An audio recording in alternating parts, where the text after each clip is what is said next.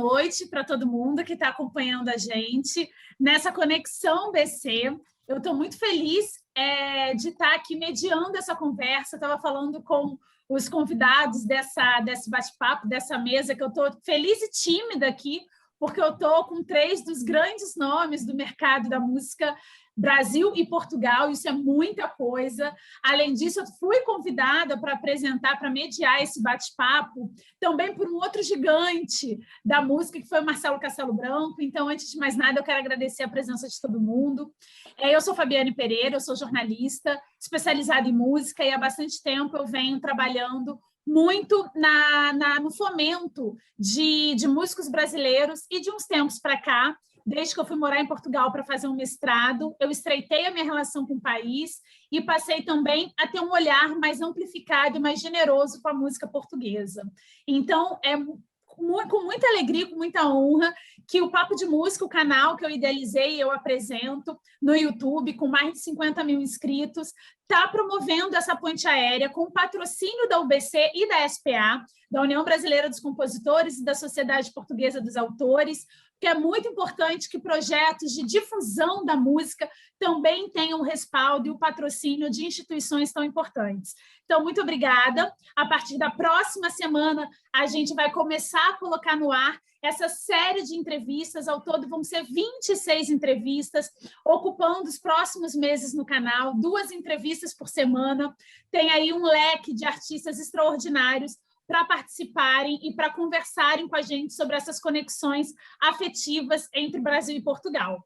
Mas agora eu vou apresentar os 3 convidados dessa mesa hoje. Eu vou começar com ele, que está lá em Lisboa, Tosé Brito, que, além de cantor e letrista extraordinário, ele também é um dos nomes mais expressivos do mercado da música. Ele é vice-presidente da Sociedade Portuguesa de Autores, e eu vou pedir para ele rapidamente se apresentar um pouquinho, Tosé, falar como é que a música entrou profissionalmente na sua vida. Olá, Fabiane, boa noite aqui já, para vocês aí, boa tarde. Eu estou 4 horas à frente. A música começou de uma forma natural. Eu tinha 15 anos, quando formei o meu primeiro grupinho, a minha primeira banda, no Porto. Eu nasci no Porto, não aqui em Lisboa. Era o Pop Five, era um grupo de amigos de escola, de liceu. Depois fui convidado para fazer parte do Quarteto 1111, já um grupo com uma estrutura muito profissional, um dos grandes grupos da música portuguesa, onde estive muitos anos com um grande amigo, José Cid, que recebeu um Grammy há 2 anos atrás, um Grammy de carreira. Enfim, um grupo já mais importante. E a partir daí foi um percurso natural. Eu fui como músico, sou baixista, o meu instrumento é viola baixo, embora dê um jeito com qualquer guitarra, mas enfim, o baixo é o meu instrumento. Depois comecei a escrever, a compor para muita gente, a escrever especialmente em termos de letras para muita gente, produzir discos. Passei à AR, da Polygram na altura, diretor da AR. Depois passei a vice-presidente da Polygram, depois fui para diretor-geral da BMG, depois para presidente da Universal. Isto foi o meu percurso na indústria, mas fundamentalmente o importante é que, para mim, aquilo que eu mais gosto de fazer e aquilo que eu mais continuo a fazer é escrever. Eu gosto muito de compor. E daí eu agora estar na Sociedade Portuguesa de Autores, porque foi um percurso natural. Acabei por deixar a indústria para passar para o lado autoral, onde estou com 26 mil autores na Sociedade Portuguesa de Autores. São praticamente todos os autores portugueses. Nós temos uma realidade diferente da brasileira. Só temos uma sociedade de autores em Portugal e, portanto, estão todos inscritos na SPA, onde lido diariamente com eles e com um prazer enorme, continuo a escrever e a compor e a cantar de vez em quando, mas cada vez menos.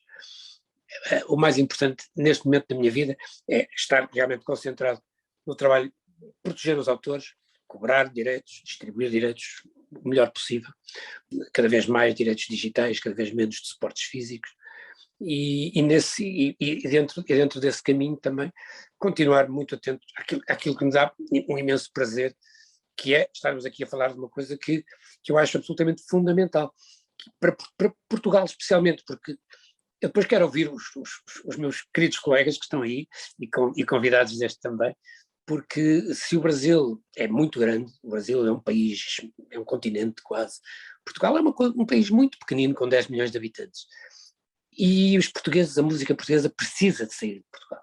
E está a sair muito bem para a Europa. O caminho para a Europa está aberto, até porque há uma União Europeia, em termos políticos e económicos, onde nós nos inserimos muito bem. Esse caminho é um caminho que fazemos com facilidade na Europa. Mas o Brasil, para mim, e esta ponta aérea é absolutamente fundamental, eu creio que vamos falar já disso, é um caminho absolutamente natural para a música portuguesa e para os brasileiros, para a música brasileira também, que já entrou em Portugal há muito mais tempo, mas que eu continuo a achar das músicas mais brilhantes que se fazem no mundo. A música brasileira é assim, absolutamente única, e a música portuguesa também tem particularidades em que é única também. E depois isto, tudo que são juízos estéticos é subjetivo. Gostar de música, eu gosto de umas coisas, a Fabiana gosta de outras, o Paulo gosta de outras, o Jorge gosta de outras, mas ao fim do dia, aquilo que me parece importante é que todos nós gostamos de música. E como diz aí o vosso Gilberto Gil, há muitas maneiras de fazer música e eu prefiro-as todas. Portanto, é precisamente isso é isso que eu defendo. E nesse caminho vamos apanhar aviões e vamos viajar de um lado para o outro. Fiquei mutada aqui. Muito bom, você vai ser aqui o nosso defensor dos artistas, porque estamos aqui com dois gigantes da indústria, alguém tem que defender os artistas, né? Vou jogar para você sempre. Vamos embora, eu já larguei a indústria, agora defendo os artistas e os autores. Muito bom. Jorge Lopes, um profissional, também está com a gente hoje, um profissional com mais de 40 anos de carreira. Atualmente ele é diretor executivo da Biscoito Fino, que é uma das gravadoras que tem um casting, que eu acho que é o casting que todo executivo que trabalha no mercado da música gostaria de ter. Ele agora acabou de fazer inveja na gente, pelo menos em mim. Eu vim trabalhar hoje, que eu tive uma reunião com o Chico Buarque, enfim. E eu queria que ele falasse um pouquinho sobre quando é que a música entrou profissionalmente na sua vida, Jorge. Como é que ela te pegou de assalto, assim? Não, se for casualidade, né? Boa noite a todos. Foi uma casualidade, porque eu estava completando meu ensino médio, eu tinha 20 anos, e um amigo meu na escola falou que estava precisando de um profissional lá para trabalhar temporário, para trabalhar num depósito de distribuição de disco. Eu falei, como assim? Não, é um warehouse lá e a gente distribui os discos para a loja. Eu falei, vou lá, estava sem fazer nada. Fui para lá, cumpri os 3 meses, fui contratado e fiquei 25 anos na Polygram e Universal. E cheguei lá, depois com um tempo, eu assumi a diretoria comercial, passei por outros departamentos, é claro, planejamento, saí do depósito, saí da distribuição, fui planejamento, fabricação de CDs e de vinis e cassetes, e depois eu acabei entrando na área comercial quando a Polygram comprou a Ariola por R$1, né? Porque a Ariola entrou nos anos 80 muito forte no Brasil, tirando grandes artistas, importantes artistas de todas as gravadoras. Você tem uma ideia, assim, o Mazola era o diretor artístico na época, e eles contrataram o Milton, tiraram o Chico da Polygram, contrataram o Gal, assim, fizeram um estardalhaço. Aí, obviamente, um ano depois, 2, estava no vermelho, estava quebrada. Aí a Polygram comprou por R$1 e assumiu o passivo. E eles decidiram ficar com 2 diretorias comerciais. Aí eu estava na Polygram, eu falei, tem uma vaga na área comercial da Ariola, quer? Falei, bom, risco total, mas eu vou. Eu quero entrar nessa área comercial para ver como é que é, né? E aí, no final, o Van Dyke, o Cor Van Dyke, que era o presidente da Polygram, deixou só um diretor comercial e o outro saiu e a gente assumiu todo e nós ficamos na Polygram e absorvemos todo o catálogo. E aí eu fui, e aí veio Marcelo Castelo Branco trabalhando comigo em 85, 86 e tal. Depois eu saí em 2003 na entrada do Jesus Lopes na companhia em 2001. Eu consegui sobreviver 2 anos E depois desses 2 anos, eu saí e fui para uma gravadora chamada Indie Records para montar uma distribuição própria e tal. Fiquei 2 anos lá. E o Marcelo me chamou em 2007 para ir para a EMI. O Paulo já estava na EMI, veio de Portugal para consertar as coisas que estavam meio ruins. E o Marcelo me chamou para entrar para a EMI. Eu fui para a EMI, fiquei 7 anos na EMI, saí em 2013 pelas mesmas mãos de 2003. E foi quando a Universal comprou a EMI, juntou todo o catálogo, depois fez aquele desfinanciamento mundial, né? Teve que desfazer de 30% da compra da EMI. Aí fiquei 1 ano meio sabático, meio dormindo assim, acordando meio-dia, dormindo 4 da manhã. Aí me chamaram para vir para Biscoito Fino em 2014. Eu estou aqui dirigindo a companhia, mas é uma área, na verdade, de 2014 para cá, é a área que eu entrei para dirigir a companhia como um todo, né? Antes eu ficava muito mais focado na área comercial, que é uma área forte da Poligram na época, da própria EMI, mas obviamente que eu aprendia com todos eles. O Paulo Junqueira era o diretor artístico, o Marcelo era o presidente, tinha o financeiro, e eu me metia na área deles todos. Eu me metia na área do Paulo, aí ele brigava comigo, eu me metia na área do financeiro. Então, essa abertura que meus colegas me deram me permitiram ter esse conhecimento, esse know-how para dirigir a companhia hoje aqui. Então, a gente é uma companhia pequena, uma estrutura pequena, mas temos mais de 700 produtos lançados. Estamos aí entrando forte no digital. Obviamente que a gente tinha um DNA muito mais físico do que digital. A gente sofreu muito aí nos 3 últimos anos, mas agora a gente já encontrou o caminho. A gente já está conseguindo produzir bem, andando com recursos próprios. A companhia está gerindo bem, porque o digital acabou dando essa receita para nós, né? E é isso aí. Falo muito, hein? Muito bom. Fica tranquilo que qualquer coisa eu vou cortando aqui. Isso. Eu tô vendo o Paulo Junqueiro gargalhando com as histórias do Jorge. Deve ter muita coisa em comum aí. O Paulo Junqueiro, que é o português mais brasileiro que eu conheço, que eu conheço, na verdade, e está nesse mercado há muito tempo. Ele foi diretor-geral da Sony Music em Portugal. Hoje ele é presidente da Sony Music aqui no Brasil, então ele tem uma visão muito ampla desses 2 mercados. E eu queria já fazer 2 perguntas de cara para o Paulo. Primeiro, como é que ele entrou no mercado da música? E segundo, quais são as principais diferenças, Paulo, dos 2 mercados com essa visão executiva? Então, boa tarde a todo mundo. Já que a audiência é mais brasileira que portuguesa, eu vou falar a 4ª língua que eu falo. Espanhol, inglês, português e brasileiro. Então, fica mais simples assim. Boa tarde a todo mundo. Muito obrigado pelo convite, antes de mais nada. Eu sou muito fã dos 2 que me acompanham aqui, porque sou fã, né? Mas, passando a explicar, o Tosé Brito, ele, desde que eu escuto músicas do Tosé Brito, ou artistas que o Tosé Brito contratou, ou artistas que ele produziu, ou bandas que ele fez parte, Pop 5 Incorporated.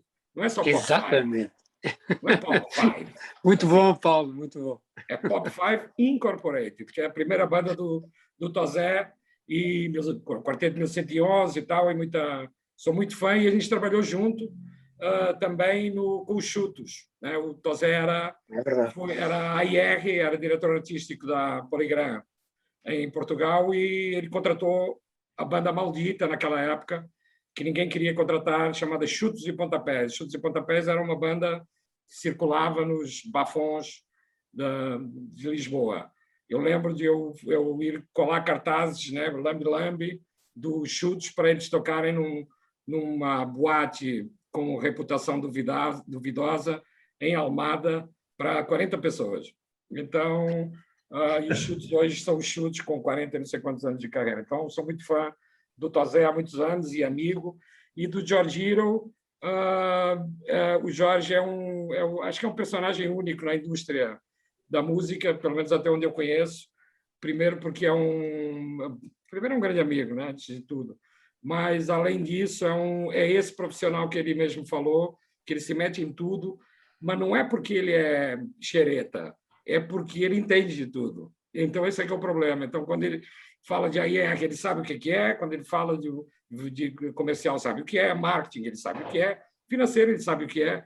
Então, ele, no fundo, é por isso que ele está aí hoje dirigindo uma companhia, porque ele sabe sobre tudo, sobre todos os assuntos. Então, e agora passo como é que a música entrou, né? Então, eu estudava filosofia e eu nunca fui, eu só fui a uma aula, mas estava matriculado. Estava matriculado, fui a uma aula e depois, no final do ano, eu fui lá e tinha passado, porque era passagens administrativas, o Tosé lembra, tivemos uma revolução em 74 e aí ficou tudo meio confuso, inclusive as entradas na faculdade ficaram confusas, e eu passei. Aí eu achei muito estranho, bom, com não sei quantas cadeiras para trás e tal, eu só tinha ido uma aula, eu juro, hein? E aí eu fui me inscrever no segundo ano e também não fui a nenhuma aula e não passei, fiquei puto e nunca mais voltei. E aí eu não fazia nada e a minha irmã conhecia, fui trabalhar num estúdios de gravação Rádio Triunfo, não tem nada a ver com rádio, era um estúdio de gravação de música, de discos. E eu fui trabalhar lá, na rua de Campolide, que o Tosé gravou muito lá, e eu fui assistente de estúdio. E assistente de estúdio, naquela época, limpava o estúdio, limpava os cinzeiros, né? Comprava sanduíche, servia café, montava microfone e tal, mas eu, com poucos meses, já fui largado para gravar fado. Gravar fado ao vivo, não se gravava em multitrack. Fado. Bom, se gravava em multitrack, mas se gravava muito ao vivo. Conjunto de guitarras António Cheinho, por exemplo. E então a gente gravava assim, entravam às 2h da tarde os músicos e o cantor, né, ou a cantora, e gravávamos 12 fados em 4 horas, já pela ordem que ia sair no disco. Depois era só tirar 1, 2, 3, 4, né? Né? Fita líder e ia para a fábrica. Podia ir para a fábrica no próprio dia. Se a capa já estivesse pronta, já podia ir para a fábrica. Então, comecei aí em 85. Tipo hoje, né, Paulo? Tipo hoje. Mas o disco já era gravado com a mixagem ao vivo, era live. Então, a gente aprendia muito rápido. Em 85, eu vim morar aqui, no Rio, primeiro em São Paulo, depois no Rio, a história é longa também, não vou contar agora.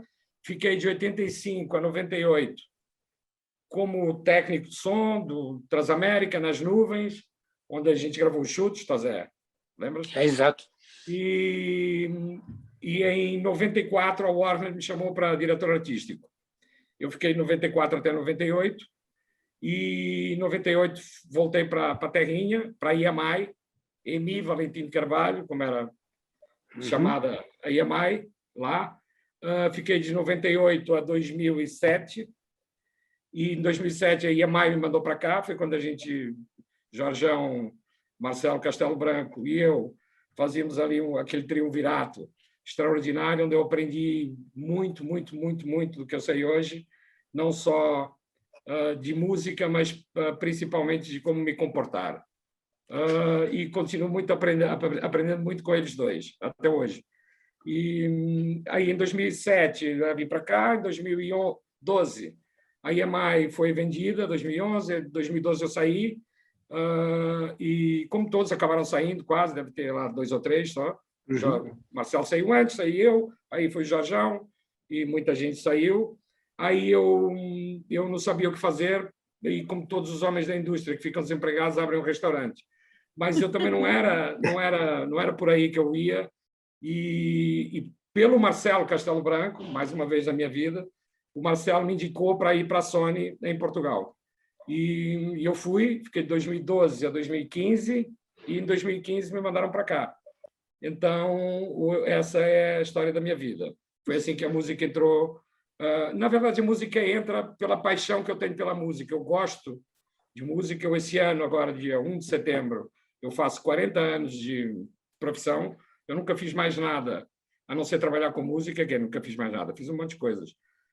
Mas de trabalho, nunca trabalhei em outra atividade que não fosse música, dentro dessas perspectivas todas, né? Assistente de estúdio, técnico, produzi muitos discos na época do rock aqui e de outros gêneros, e acabei agora estando como presidente da Sony, que me dá muito prazer e orgulho por ter o time que eu tenho. Então, a Sony hoje em dia realmente é um rolo compressor, não sou eu que falo, acho que todo mundo entende isso.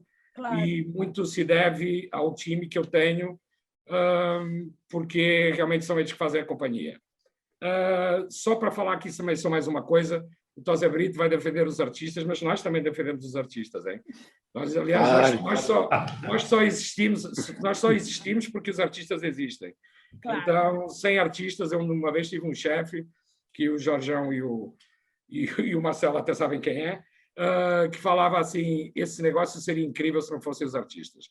E eu não partilho dessa opinião, porque nós vivemos para os artistas e tudo começa no AIR e tudo começa nos artistas. Então, se não existirem os artistas, não existem companhias. As companhias se formaram exatamente para isso, porque os artistas não têm que ser executivos, podem até ser, mas não têm que ser criativos e fazer aquilo que a vocação com que nasceram, né, para ir para a arte, para a música, e depois eles precisavam se organizar, e aí começaram a aparecer um que ajuda, o outro que faz um contrato, o outro que não sei o quê, e tal, e distribuição. E, na verdade, as multinacionais não são nada mais do que uma junção de várias independentes, né? Ao longo das décadas, várias independentes foram se juntando, sendo compradas, um compra o outro, e viram multinacionais. Então é isso. Ô, Paulo, eu vou continuar com você, para você ficar no embalo. Já que você tem experiência dos dois mercados, eu queria que você falasse um pouquinho sobre as semelhanças e as diferenças. A diferença é a língua. Porque isso aqui não é uma brincadeira, é mesmo porque eu lembro quando eu cheguei aqui, ninguém entendia o que eu falava. E foi por isso que eu comecei a falar outra língua. Então, quando eu chego em Portugal, eu falo português de Portugal.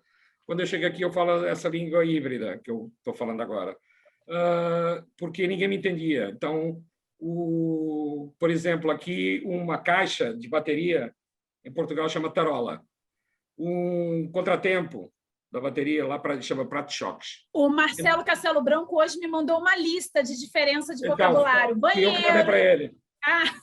Banheiro, cafezinho, fila, ônibus, são palavras que lá são completamente diferentes, né? Por exemplo, tem um que é autoclismo, que não está lá, que é descarga. Essa eu até hoje não me acostumo a ouvir. Não sei nem de onde saiu. Então, o que é que eu acho sobre as diferenças e as semelhanças é: Portugal foi colonizado culturalmente pelo Brasil, acho que no início dos anos 70, começou com muita música e muita literatura entrando lá. Aí vieram as novelas. E como o Tosé falou, isso aqui é um continente que tem 210 milhões de pessoas, que não tem como não colonizar culturalmente um país com 10 milhões.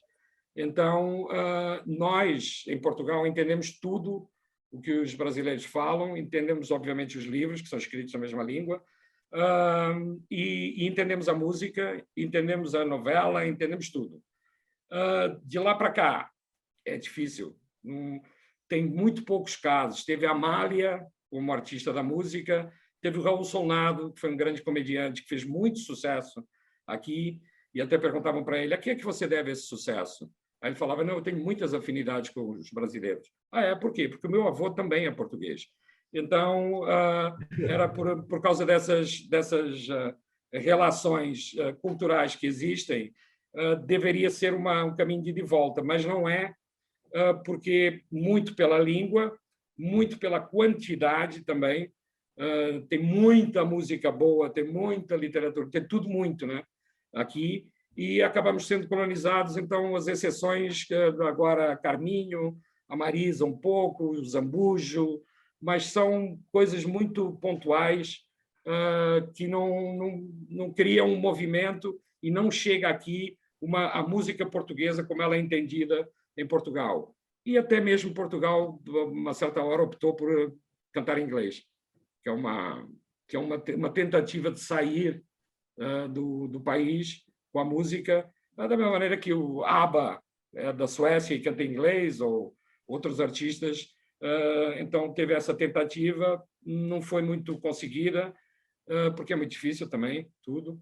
E então eu acho que a colonização brasileira vai continuar em Portugal, e agora com essa iniciativa da UBC e sua e do Marcelo, vamos tentar aproximar mais um pouco os dois países.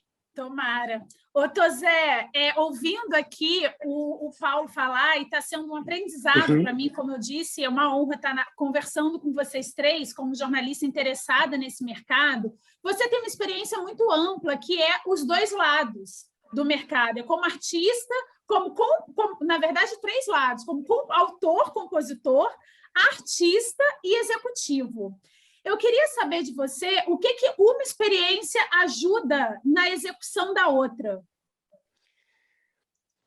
Eu creio que está tudo ligado, Fabiana. Isto na música compartimentar é complicado. O Paulo falou aí de uma coisa muito importante e que eu penso que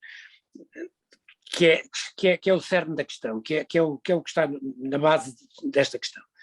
Realmente nós, a partir dos anos 70, nós portugueses, adoramos música brasileira. A música brasileira nunca teve qualquer dificuldade em entrar em Portugal. Entendemos bem o que vocês falam, com muita facilidade. As novelas ajudaram muito nesse processo. Depois também, a literatura também entrou aqui com alguma facilidade. E a partir daí, tornou-se quase um caminho natural para nós tentarmos chegar também ao Brasil, mas como o Paulo disse, e muito bem, há a barreira da língua, que eu penso que se pode ultrapassar, porque, na realidade, para mim, a segregação cultural é tão má como a racial ou como a social. E nós, tanto os portugueses como os brasileiros, somos dois povos, dois países irmãos, que não temos tradição de segregação racial, social, integramos muito bem, vivemos em duas sociedades com realidades e problemas distintos, na realidade, mas segregação não faz parte do nosso léxico, não é por aí. E a segregação cultural, para mim, também não faz qualquer sentido. Eu penso que a música portuguesa, e sinceramente estou muito próximo dela, como é evidente aqui, tem coisas lindíssimas, tem coisas muito boas. Vocês, como o Paulo acabou de dizer há pouco, vão ouvindo um pouquinho, Carminho, Marisa, António Zambujo, sei lá, o Miguel Araújo vai a caminho, outros, há gente boa, há gente muito boa, mas há muito mais gente a fazer boa música em Portugal. O que é preciso é que as pessoas tenham abertura de espírito e que os mídia brasileiros deem alguma cobertura também à música portuguesa. Porque eu vou focar aqui um ponto que para mim é essencial. Qualquer brasileiro que venha a Portugal é recebido de braços abertos. E estou falando não só dos consagrados, falamos aqui já do Chico há pouco, como falamos do Caetano, como falamos de Maria Bethânia, como falamos da Marisa Monte, de quem vocês quiserem, todos são recebidos de braços abertos, como também os novos que estão chegando e são recebidos da mesma forma. E os mídias dão muito destaque à música brasileira. E eu penso que aqui há uma questão que nós temos que enfrentar e que ultrapassar, que é a cobertura que em termos mediáticos os portugueses têm no Brasil, que eu penso que é nula, que é praticamente nula. Os portugueses que vão ao Brasil, e nós falamos de alguns aqui, são convidados em geral de grandes artistas brasileiros. Eu, por exemplo, penso que o António Zambujo foi através do Caetano Veloso, foi o próprio Caetano que lhe deu a mão para ele entrar no Brasil. E assim torna-se tudo mais fácil. Mas não chega. O Caetano gostar do António, do Tosé Zambujo, que ele também é Tosé, António José como eu, não chega. É preciso que os mídias brasileiros estejam mais atentos àquilo que se faz em Portugal e que entendam que realmente, se houver uma abertura nesse sentido, vai dar bons resultados. Esta ponta aérea que nós estamos aqui a falar, com com o patrocínio, com o alto patrocínio do nosso querido Marcelo Castelo Branco, é o grande mentor deste projeto, e eu agradeço-lhe encarecidamente. Para além de ser um bom amigo dele, ele é realmente um homem fundamental neste processo, e o BC também. A SPA também está completamente envolvida, de maneira a que isto resulte. Nós queremos muito que isto tudo resulte, mas precisamos de sentir, por parte dos mídias brasileiros, que há um apoio. Não basta haver um artista brasileiro que diga: esta pessoa canta muito bem, esta pessoa interpreta muito bem, escreve muito bem, seja lá o que for. Isso obviamente é uma grande ajuda. Quando vem de uma pessoa conceituada e com nome, isso é fantástico. Mas não chega. Pois é preciso que haja uma base de apoio que neste momento não existe. E penso que teremos que trabalhar todos juntos nesse sentido. Dar as mãos e perceber como é que vamos estabelecer esta ponte aérea, de forma a que quando as pessoas aí chegarem já saibam quem elas são. Ou seja, não seja aquela coisa, eu vou ver quem é. Porque quando vem alguém do Brasil para cá, o que acontece é que muito antes de ele chegar, dele ou dela, seja quem for que venha, a imprensa portuguesa já está a falar, as rádios portuguesas estão a tocar essa música, as televisões portuguesas estão a dar cobertura aos espetáculos e a anunciar os espetáculos. E, portanto, quando vamos ver um espetáculo, podemos até nem saber quem é a pessoa, mas já ouvimos a música, já lemos sobre ela. Já temos referências, né? Exatamente, já temos referências. Que isso é realmente muito positivo. Eu penso que quando os portugueses chegam aí, é isso que lhes falta. Eles vão um pouco na expectativa de ver se aparecem pessoas para os ver ou não. Tanto pode acontecer, como o Paulo dizia lá atrás, os Chutes e Pontapés hoje são a maior banda de rock portuguesa, canta para 40 mil pessoas, mas no primeiro espetáculo andou a colar cartazes para 40. É evidente que depois os Chutes tiveram toda a alavancagem que a Poligram lhes deu e toda a alavancagem que os mídias, que as rádios, a imprensa, etc. lhe deram. E isto é fundamental, porque todos nós fazemos parte do mesmo universo. Este universo, não somos sozinhos, nós sozinhos não conseguimos passar a mensagem, passar a música. Claro que, e agora vamos entrar noutros, eu vou deixar isto para o Jorge, vou deixar isto para o Paulo falarem à vontade. Estamos a entrar num plano completamente distinto, porque na realidade cada vez mais a internet é importante, cada vez mais o digital é importante. É muito fácil, através das redes sociais hoje, chegarmos muito mais facilmente ao Brasil e vocês chegarem cá. É muito mais fácil haver informação, é muito mais fácil googlarmos, seja quem for, e sabermos o que é que a pessoa faz, o que é que não faz. Vamos ao YouTube, vamos ao Spotify, ouvimos e já sabemos o que está a passar, mas também é preciso que nos digam: vão ouvir esta pessoa. Porque se ninguém disser isto, eu tenho milhões, no YouTube ou no Spotify tenho milhões de trechos, de canções, de temas disponíveis. Mas se ninguém me disser quais são aqueles que eu devo ouvir, eu vou andar perdido. Ou vou ouvir os mesmos de sempre, ou vou, só por uma questão de sorte é que lá chego. E aqui também é preciso encontrar caminhos. Eu não vou aqui indicar quais são os caminhos, porque também andamos a palpar terreno todos. Isto é uma realidade muito nova, mas eu penso que eu gostaria muito de ouvir o que é que o Jorge e o Paulo têm para dizer sobre isto. Eu penso que o caminho é este. Zé, eu estou aqui com a cabeça doendo de concordar com você. Porque, como imprensa, eu acho que você está certíssimo, mas eu só queria, longe de mim defender a imprensa brasileira, mas a gente tem aqui no Brasil, por maior que sejamos, muito menos veículos do que em Portugal. Eu ficava impressionada com a quantidade de veículos que nós tínhamos em Lisboa. A quantidade de jornal impresso, a quantidade de rádios online e de rádios no dial, e a quantidade de sites. Então, apesar de sermos maiores, a imprensa especializada em música no Brasil, comparada de Portugal, é menor. Isso é uma coisa que a gente não percebe, né? Eu não tinha essa dimensão. Fabiano, novidade para mim, isso é novidade para mim. Pois é. Jorge, agora eu vou deixar a bola quicando para você. Eu queria aproveitar, claro, que você comentasse um pouco do que o Paulo e do que o Tosé falaram. Fabiana, deixe-me só dizer uma coisa, lançar aqui um desafio ao Jorge. O Jorge está à frente de uma editora, é Biscoito Fino, que é brilhante e que tem um historial fantástico na música brasileira, porque pode só ter 700 produtos, mas são de alta qualidade, todos eles. E eu tenho um respeito enorme pela Biscoito Fino. A Biscoito Fino deve ter problemas de competência, de concorrência, digamos assim, com as grandes editoras brasileiras, um pouco semelhantes ao que Portugal tem com o Brasil. Como é que ele ultrapassa isso? Eu gostava de saber como é que ele ultrapassa isso. Tosé, na verdade, não tem muito esse problema para nós, né? Assim, de um certo ponto de vista, porque nós estamos num nicho de mercado, né? Onde nós estamos atuando num mercado que as mídias não querem atuar, porque as mídias pensam num retorno muito rápido, investimento pesado, de artistas que são crossovers, vamos chamar assim, né?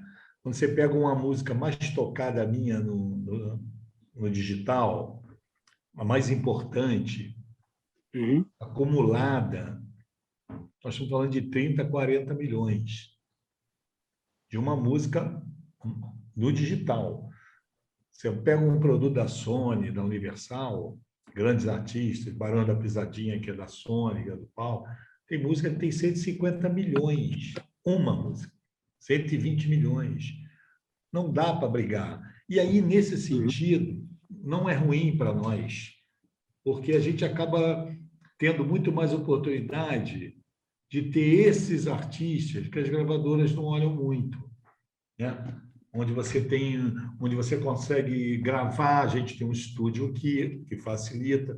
Por exemplo, muitas gravadoras desativaram seus estúdios nos anos 2000 para cá, tal, e agora algumas estão voltando com os estúdios que perceberam que ali tem um meio, né? Então a gente tem um estúdio aqui que é uma casa. Então a gente grava aqui, a gente consegue dirimir custos, viabilizar projetos. Somos mais ágeis em determinados momentos do que uma multinacional, onde tem que passar por diversas escalas de negociação, né? Aqui eu pego um telefone e negocio, e em 10, 15 minutos digo sim ou não, porque tem essa rapidez de você ser independente. E aí reside uma coisa importante, porque realmente a gente nem sonha, nem pretende, nem quer ter essa ambição de chegar perto desses caras grandes. Muito pelo contrário, a gente quer pegar o que eles não querem. E aí eu aceito, eu falo para os meus amigos, tem produto da MPB bacana que eu vá vender pouquinho, mas que eu ganhe um dinheiro que seja lucrativo, que vocês não queiram, manda para mim. E aí manda para a gente. E a gente faz. A gente, por exemplo, tem lançado muitos produtos de artistas importantes grandes, que não entendo porque certas gravadoras grandes não pegam, mas não pegam. Porque está focado em outro mercado. Eu já trabalhei em multinacional há muitos anos, mais de 35 anos de multinacional, quase 38 anos. Era isso, a gente fazia o Padre Marcelo vender 3,5 milhões em 3 meses, 3,5 milhões de discos em 3 meses, e pagava os artistas que não vendiam, e a gente saía produzindo. Só que esses artistas que não têm cauda longa, de uma hora ele para. Você tem que construir um catálogo para deixar uma marca, para deixar o conteúdo para as próximas gerações, mesmo que esse produto não tenha resultado. Tem que pensar nesse artista a longo prazo. No nosso caso, hipoteticamente, todos os nossos artistas têm cauda longa.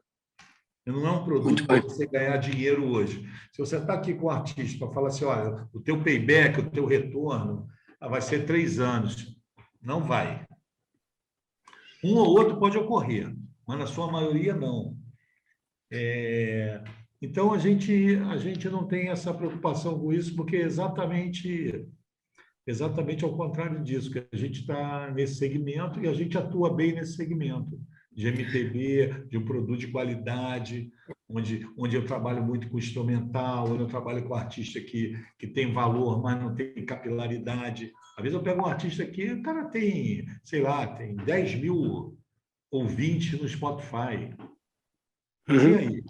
O produto é viável? Temos condições? É bom? Vamos fazer. E a gente vai fazendo, e aquilo vai somando, e vai entrando num modo contínuo, né? Vai entrando A grande questão, Jorge, peço desculpa de interromper, eu estou aqui a fazer um paralelo, tentando fazer um paralelo entre os artistas brasileiros que você está falando, que se calhar as multinacionais não querem pegar, e a Biscoito Fino peguem muito bem, e o artista português, que no fundo é um pouco como o artista que você trabalha, Sim, com 10 mil concordo. visualizações, não tem mais do que isso. Mas você vê... desculpa. Não, a grande questão aqui para mim é que, enquanto você em Portugal dá a volta ao país com 4 espetáculos, ou 5, você faz Lisboa, Porto, Coimbra, Faro, Braga, no limite, com 5 cidades você cobriu o país todo. O Brasil, você pode andar fazendo um giro pelo Brasil durante 2 anos. Portanto, eu não esperava sequer, nem espero sequer, que se um dia for possível, e espero bem que isso venha a acontecer, que esta ponte aérea funcione, que os artistas portugueses cantem no Rio de Janeiro ou em São Paulo. Eles podem cantar em Salvador da Bahia, em Belém do Pará, em Natal, Rio Grande do Sul. Zé, deixa eu fazer outro adendo também, desculpa interromper vocês dois, que é a questão da logística no Brasil também, que é muito mais cara do que em Portugal. Portugal é um país pequeno, então fazer 5 shows e cobrir o país inteiro, no Brasil você só cobre o estado do Rio de Janeiro e ainda assim com uma logística cara. Mas nós temos que apontar... Mas quando você faz um show no Brasil, no Rio e São Paulo, cuidado, hein? Você cobre aí 60% do mercado, porque São Paulo é muito forte. É claro que o Brasil não é só o litoral, né? Como dizia a canção do Milton, o Brasil é muito mais do que isso. O Brasil tem o mercado do Sul é forte, né? Tem um mercado do Norte e Nordeste muito forte. Claro. Isso é importante. Agora, você está falando da questão da comparação lá da Biscoito e Portugal e tal. Você tem uma ideia? A gente gravou aqui a Carminho, cantando Tom Jobim. Fizemos um disco aqui que, surpreendentemente bem, vendeu muito. Nós vendemos mais de 20 mil discos aqui. Eu mesmo fiquei impressionado com a venda. E teve um espaço enorme na mídia. Mas eu acho que aí esse tipo de produto fala muito com a Biscoito, né? A gente, por exemplo, Antônio Zambujo fala muito, saiu pela Som Livre no selo da MPB, mas a gente tem muito caminho aí para fazer. Mas acho que a multinacional, nesse ponto, tem muito mais condição de fazer isso do que uma gravadora como a Biscoito, desse ponto de vista dessa ponte aérea que nós estamos falando. Por quê? Porque assim, você tem um artista interessante na Sony, na Universal, né? Você tem muito mais poder de junção desses artistas, de fazer um feat no single, de fazer um EP com 4 músicas, com custo factível, trazer para cá, conversar melhor. Tem mais poder para isso de persuasão, eu acho. É claro que o Paulo vai falar com o parceiro dele. Paulo, eu estou aqui cheia de perguntas para vocês, estou deixando vocês rodarem aí. O parceiro de Portugal é muito mais fácil do que eu aqui na Biscoito falar com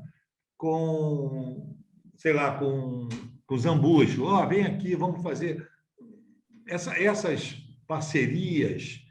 Eu acho que a multinacional tem mais esse poder, eu acho. É claro que eles estão muito mais focados em outro segmento, mas precisa ter gente dedicada a fazer isso.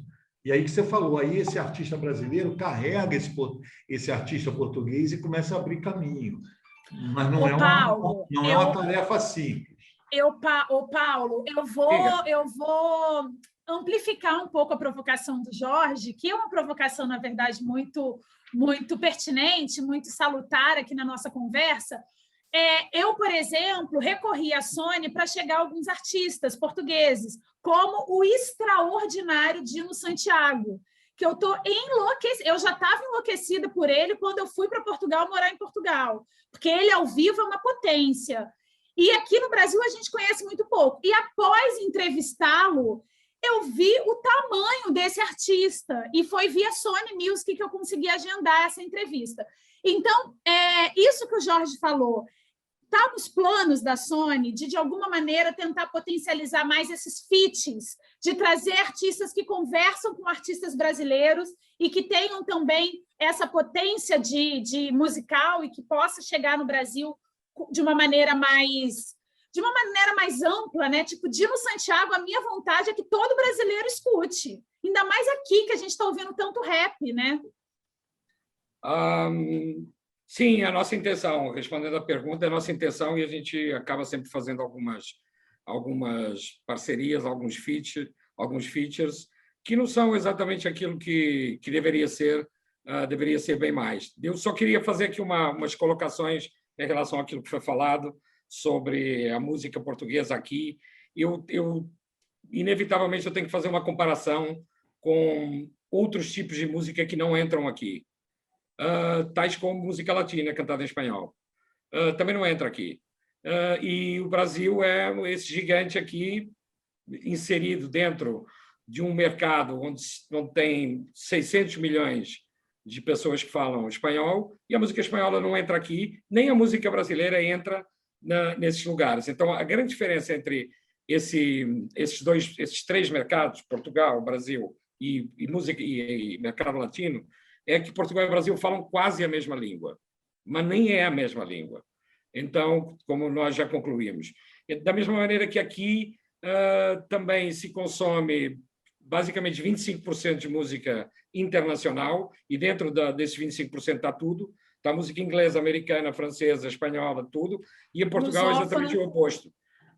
Não sei como é que estão os números agora, mas devem estar mais ou menos, talvez 70% de música internacional e 30% de música portuguesa.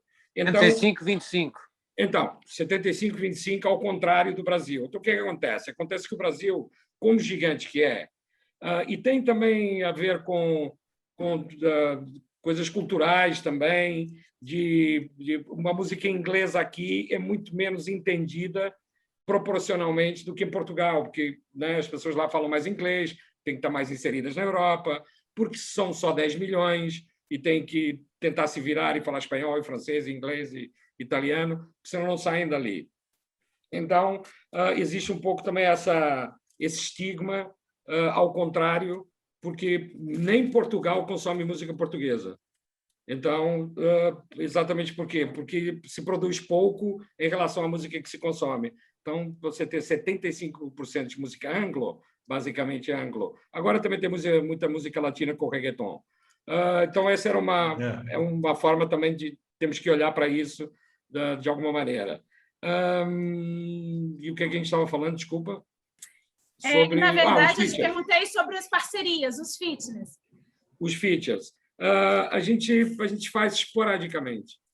Sinceramente, não existe esse hábito de fazer features com artistas portugueses, brasileiros e tal. E quando a gente fala que a música brasileira é muito difundida em Portugal, a gente fala da MPB, que todo mundo conhece, e agora de uma nova geração que conhece funk.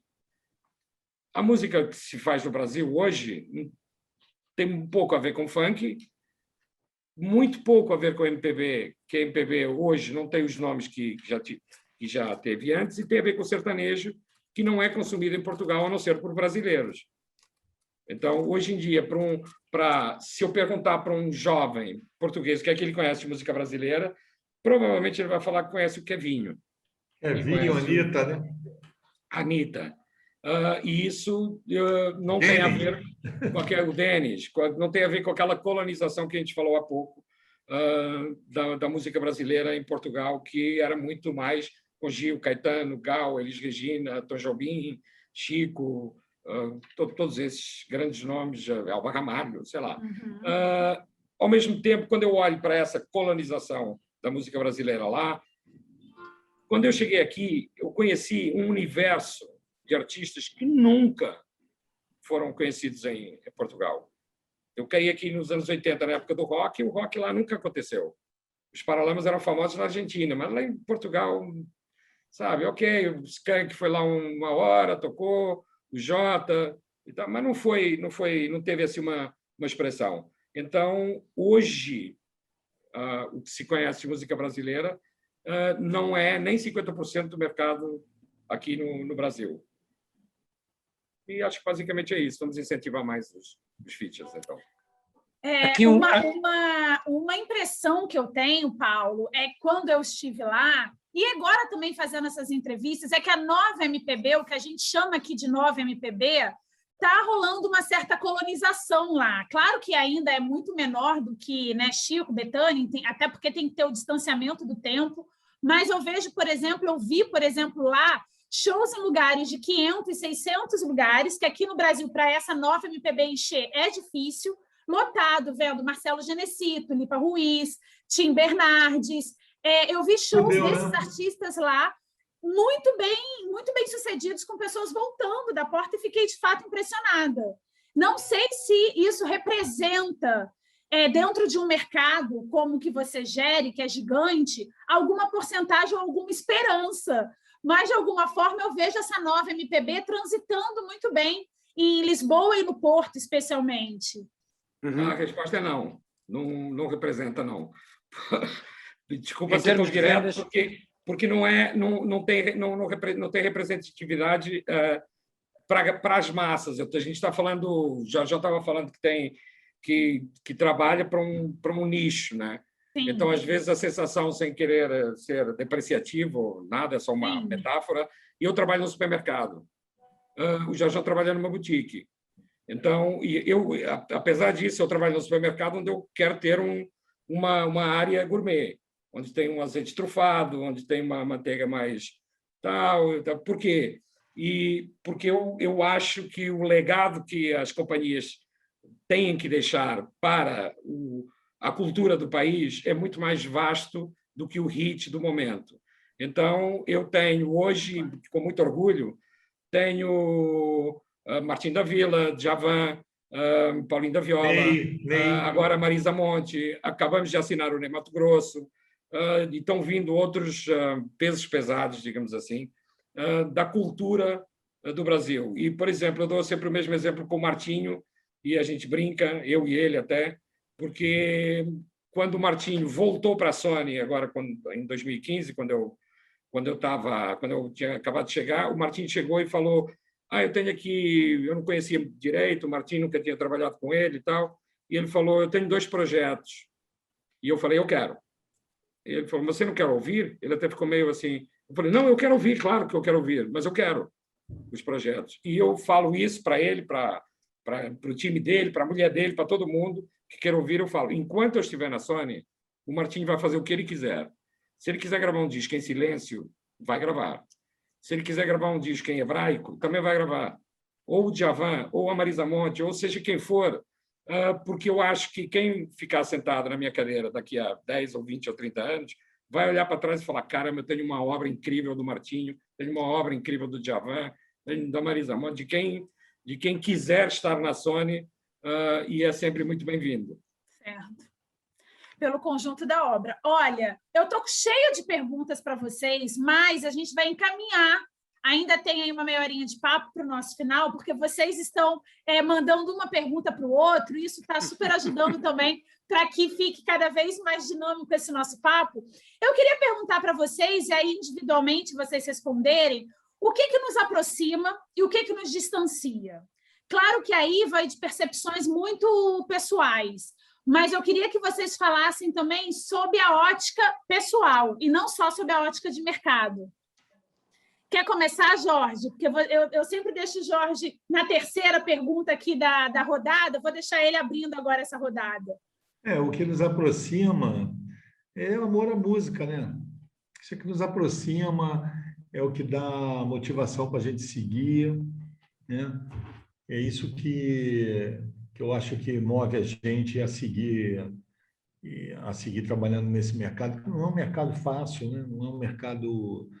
Você investe aí 10 artistas, 9 fracassam em um fracasso de um ponto de vista, né?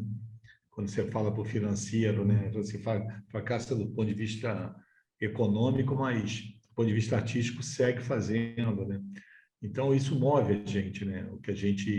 Isso conecta a gente. Eu acho que isso é uma coisa que nos une, e a vontade de fazer e desenvolver artista, né? Isso é uma coisa importante.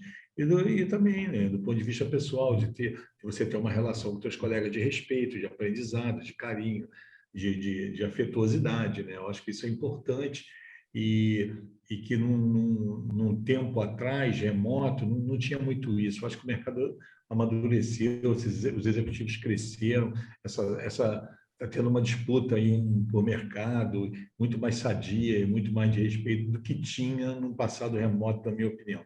Talvez também por essas aquisições, essas junções de empresa, também faz com que isso se materialize mais, fique mais visível, né? Menos gente brigando, mais artistas e menos ego, né, entre os executivos, e isso é importante, que eu acho que está acontecendo. Eu acho que isso é um ponto importante que eu acho que une a gente, né? Eu acho. José, o que nos aproxima e o que nos distancia, enquanto povo também, enquanto nações? Bem, alguém disse, não sei quem disse, que aquilo que nos aproxima é a língua e aquilo que nos afasta é a língua. Isto parece um paradoxo, mas não é um paradoxo. Na realidade é um pouco o que acontece. Nós falamos, como o Paulo começou por dizer logo no início, ele diz que fala 4 línguas, eu não sei quantas falo, mas também falo português, que estou falando aqui, e de repente, se estiver aí convosco, eu tento adaptar-me, e abro as vogais, e vou pronunciar de outra forma, vou falar muito mais aberto, vou falar de outra forma. É muito fácil chegar lá, não é difícil. Agora, há uma coisa que não pode existir, Fabiano, para mim o que não pode existir é o preconceito. O preconceito é mau. O preconceito é a forma de censura mais baixa que eu conheço. Não conheço forma pior de censura que o preconceito, que é, ainda não se ouviu e já se está dizendo que não se gosta. E isso, para mim, não aceito. Eu não aceito que alguém possa agir assim. Para mim é preciso ouvir primeiro. Há coisas que eu ouço e gosto, e outras que eu ouço e não gosto, mas cada um gosta do que gosta. Gostos não se discutem, dizia a minha avó, e eu estou de acordo. O gosto, lá está, tudo que entra no campo da estética é subjetivo. E não é só na música, é no cinema, é nos livros. Depois há uma coisa que eu penso que é fundamental, que é um princípio que para mim é sagrado. É que na falta de critérios objetivos, porque estamos a falar de critérios subjetivos, para mim, objetivo há um critério no fundo, que é a longevidade, que é a intemporalidade das obras. Quando um livro, 50 anos depois é lido, alguma coisa é boa, não é por acaso. Se vemos um filme com 50 anos, é porque alguma coisa é muito boa sobre aquele filme. E a música passa-se um pouco a mesma coisa. Há muita música que nós estamos a ouvir hoje e que eu tenho a noção perfeita, porque fui músico, porque fui produtor, porque estive à frente também da indústria de companhias. Há coisas que eu sei que estou ouvindo agora, que têm sucesso agora, mas que não vão, dentro de 10 ou 20 anos, ninguém vai falar delas. E isto enfim, é uma opinião minha, mas é uma convicção minha. E eu acredito nisso. E há outras coisas que eu ouço e digo, isto daqui a 40, 50, 60 anos vai-se continuar a ouvir. E não tem a ver com gente antiga ou gente nova. A gente nova agora, daqui a 50 anos, vai ser ouvida. O que nós temos que ter aqui é a humildade, para não haver preconceito, quanto a mim, e dizer, vamos ouvir isto com calma, vamos ouvir com abertura, com a cabeça aberta, bem aberta. Isto é válido para Portugal e Brasil, como é válido para quando eu ouço a tal música latina, o Paulo falava também, as músicas meio indies, meio alternativas que falava o Jorge. Temos que estar abertos para ouvir tudo. E depois é uma questão de fazermos a nossa seleção natural. Depois há formas, não é preciso, eu há bocado falei dos mídias, dos meios de comunicação, seja imprensa, seja rádio, seja televisão, seja hoje em dia a internet e todos os meios digitais, mas há outras formas participativas. Se nós tivermos os artistas portugueses a abrirem espetáculos na primeira parte de artistas brasileiros e vice-versa, e os novos artistas brasileiros, e você disse muito bem, Fabiana, há artistas brasileiros novos que chegam a Portugal e enchem uma sala com 500 pessoas e com gente à porta e fazem 2 noites se for preciso. Porquê? Porque se começa a trabalhar antes, porque antes deles chegarem, meses antes, começa-se a falar, a música começa a tocar na rádio e depois é um nicho, é um mercado de nicho, como também foi dito aqui, mas é um nicho interessante. Eu não me importaria nada que os artistas que eu represento na SPA que chegassem ao Brasil e enchessem uma sala de 500 pessoas, que naturalmente num país da dimensão do Brasil não é nada do outro mundo, mas de qualquer forma é muito importante que isso vá acontecer. Como é que pode acontecer? Quanto a mim, primeiras partes de grandes artistas brasileiros com artistas portugueses aí, aqui os maiores artistas portugueses terem artistas brasileiros nas primeiras partes, e depois criar talvez uma estrutura de festivais. Eu quando falo de festivais, os festivais são apelativos, são atrativos. Tosé, me passa seu telefone depois, vamos conversar, Tosé, tem muita Vamos coisa embora, aí. Fabiana. Eu concordo com tudo. Eu vou no WhatsApp, no fim da conversa, e mando para você, depois falamos. Mas eu acho que o mundo dos festivais e o universo dos festivais também ajuda a que isto tudo possa rolar e esta ponte aérea possa rolar. Eu penso que o que nos separa, vou acabar assim, o que nos separa é muito menos do que aquilo que nos une. É muito mais aquilo que nos une do que aquilo que nos separa. É só uma questão de boa vontade. Já dizia o Rui Veloso. É verdade. Mais é o que nos une que aquilo que nos separa. O que eu acho... Agora sou eu, Fabiana? Agora é você, Paulo. Então, o que eu acho... Quando eu cheguei aqui, eu não entendia por que contavam piadas de português. Eu não entendia. Porque quando eu morava lá, eu cheguei aqui com 25 anos, eu não tinha essa referência de que aqui o português era ridicularizado porque era literal, porque para onde é que vai essa estrada? Eu não sei para onde é que vai, mas se for vai fazer muita falta aqui. Eram esse tipo de piadas que eu falava, mas como assim? Lá a gente não é assim. E eu acho que isso provocou também um distanciamento, pelo menos nesse tempo, nessas décadas, talvez até séculos, que tem muito a ver com a colonização, tem a ver com um pouco até com a rejeição do colonizado pelo colonizador, ainda que quem declarou a independência do Brasil foi um português, mas isso não importa nada hoje. O que importa é como é que as pessoas sentem e vivem essa realidade. E eu também ouvi uma frase muito boa, não lembro de quem foi um artista, que me falou: eu só entendi o Brasil depois de eu ter ido a primeira vez em Portugal. Então, tem um brasileiro, um artista brasileiro, não sei. Não, eu repito a mesma frase. E aí eu pego o José Saramago, que diz: é preciso sair da ilha para olhar a ilha. Isso. Comigo, foi exatamente assim. Então, isso eu acho que hoje já se... Né, quando eu cheguei aqui foi em 85, já se passaram 36 anos.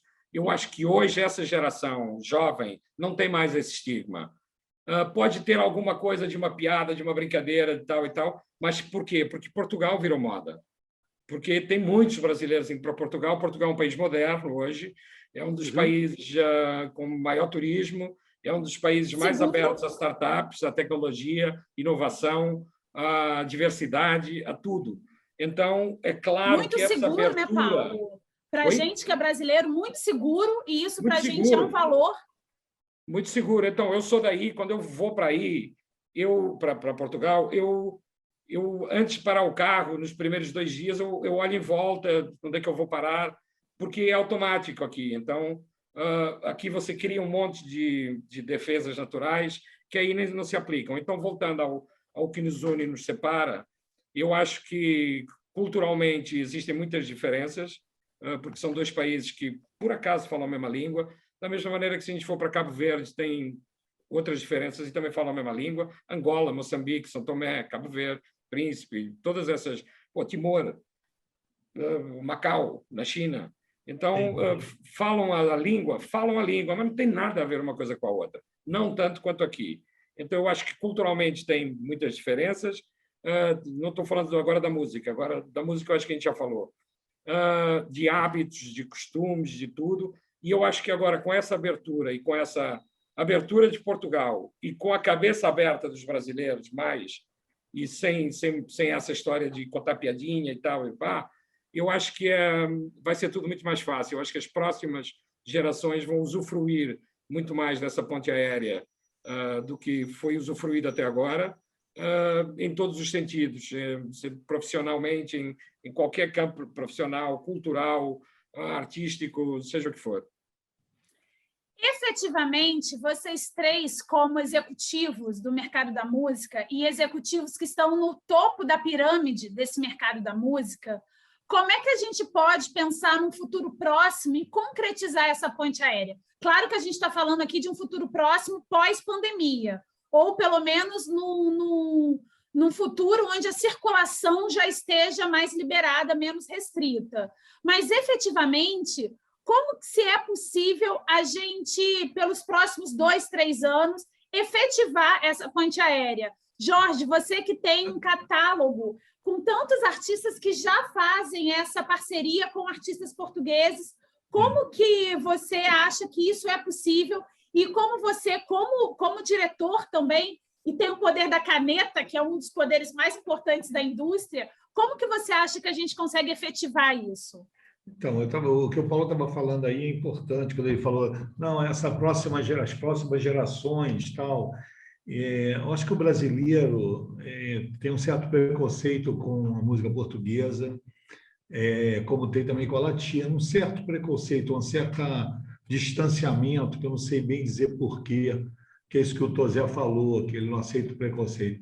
Por causa do sotaque, o Paulo falou, não, isso diminuiu um pouco, está diminuindo com essas novas gerações, o Marcelo Camelo mora lá, faz música lá, o Rodrigo também, que é do Los Hermanos, gravou agora com o disco de Gal, agora gravou um disco com diversos artistas, o Jorge Drexler gravou o disco com uma canção com o Seu Jorge, com diversos artistas. Acho que esse intercâmbio, de uma certa maneira, a gente tenta fazer na medida que a gente pode. Mas eu acho que nós, como estamos aqui dentro, no caso da nossa gravadora da Biscoito Fino, a gente tem esse leque mais fechado para a gente ter essa visão do mercado local lá.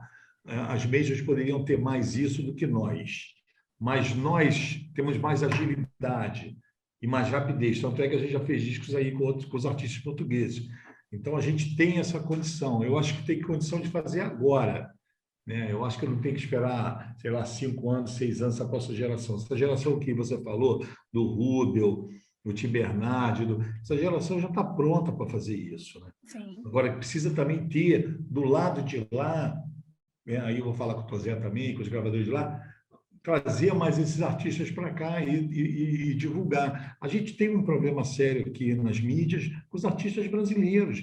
Você não tem jornal para divulgar, você não tem um programa de televisão onde você mostra o artista. Você não tem. Hoje o mercado está no YouTube, está nas plataformas, nas playlists. Playlists essas que é indicada por curadores, por grandes negociações, por grandes gravadoras. A gente tem muito menos poder de ação sobre isso e falta de conhecimento até dos artistas. Eu notei o artista que você falou aqui, o Dino Santiago. Eu vou ouvir, não conheço. Ouça, então, Jorge, é extraordinário. É um monstro, é um monstro. Então, de repente, por exemplo, ele é rap. De repente, ele tem mais a ver com um artista ligado à Sony, ou à Warner, ou à Universal, do que com a Biscoito, tem um outro segmento. Né? Mas eu posso fazer Embora ele seja um rapper quase crioulo, que é aquele rapper cantado, sabe? Isso, não é aquele rap tão assertivo. É muito mais possível, mas eu acho que eu tenho muito mais dificuldade de identificar esses talentos lá do que lá para cá. Eu acho que tem que vir esse input de lá. Eu vi aqui agora o Zambujo lançou um disco voz e violão e tal. Um disco inspirado no João Gilberto. Inspirado no João Gilberto. Fui ouvir o disco e tal. Até liguei para o João Mário, o disco saiu pela Universal. Mas, assim, saiu até um espaço bom no jornal, né, o Paulo? Foi capa do jornal, no segundo caderno. caderno. Um espaço bom. Eu falei, bom, mas o problema é o seguinte, o artista tem que vir aqui, é o que o Paulo falou, ele tem que morar aqui, ele tem que estar aqui, o Brasil é continental. Né? O cara quer fazer o eixo Rio-São Paulo. Nenhum artista quer fazer isso. Artistas brasileiros que foram lá para fora, pouquíssimos, são os mesmos que vendem no Brasil. Então, o Jobim, João Gilberto, o Alexandre Pires tentou, voltou. Me diz aí. Aí você vem lá de fora. Julio Iglesias fez um mercado, mas o Julio Iglesias vivia no Brasil. Ele estourou porque ele veio para cá. O filho dele, Henrique Iglesias, também passou uma temporada grande aqui no Brasil. Isso que o Paulo falou, aprendeu a falar esse português, né? A gente fala aqui, né, o brasileiro. Mas o cara vinha, ficava aqui. Não é fácil abrir o mercado brasileiro. Você estava falando, o Paulo falou da América Latina, na Argentina, por exemplo, que tem um rock espetacular.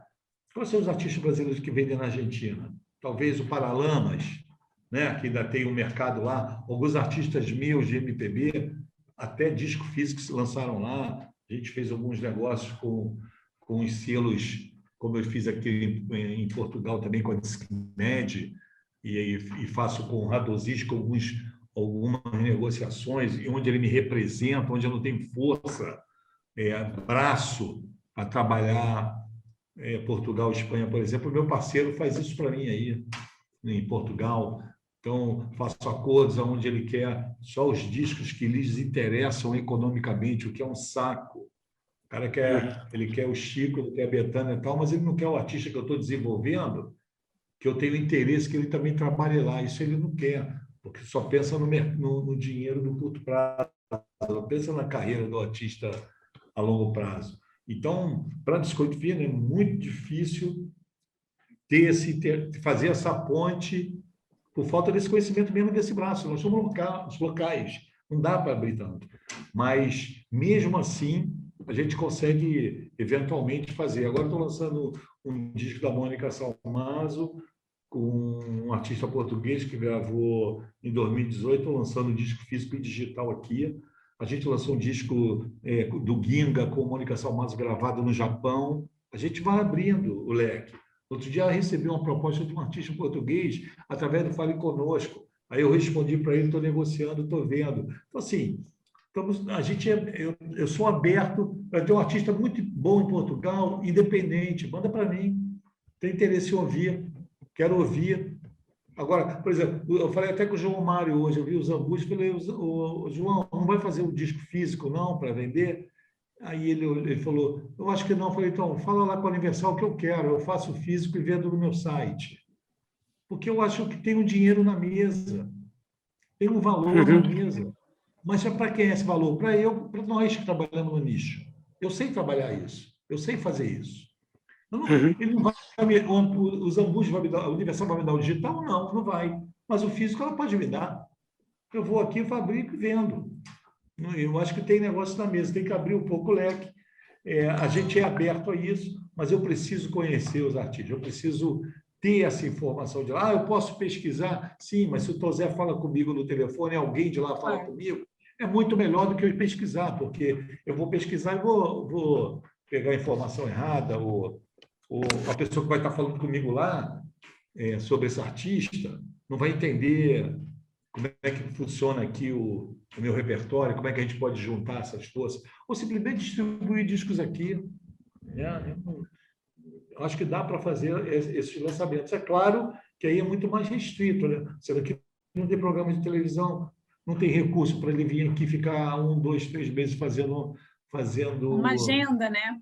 Uma agenda, porque nem tem essa agenda, às vezes. Não tem nem para artista brasileiro, às vezes, né, Paula?